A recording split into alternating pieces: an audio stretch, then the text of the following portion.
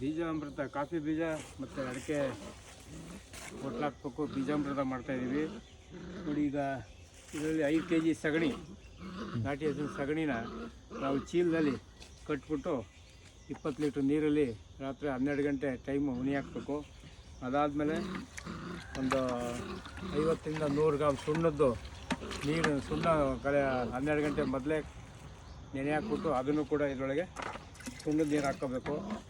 ಅದಾದಮೇಲೆ 5 ಲೀಟ್ರು ಗಂಜಲ ನಾಟಿ ಹಸುವಿನ ಗಂಜಲ ಅದನ್ನು ಕೂಡ ಎದುರುಗಡೆ ಹಾಕ್ಕೋಬೇಕು.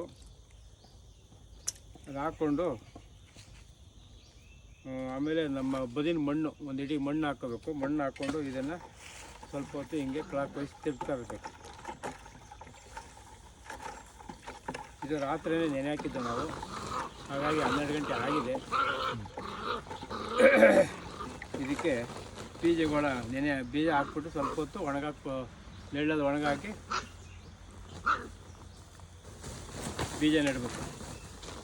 ಅದೇ ಥರ ಅಡಿಕೆನೂ ಕೂಡ ಇದರೊಳಗಡೆ ಹಾಕ್ಬಿಟ್ಟು ಅಡಿಕೆ ಬೀಜನ ಬೀಜಾಮೃತ ಮಾಡಿ ಆಮೇಲೆ ನಾವು ನೆಡಬೇಕು. ಈಗ ಕಾಫಿ ಬೀಜ ಕೊಡಮ್ಮ.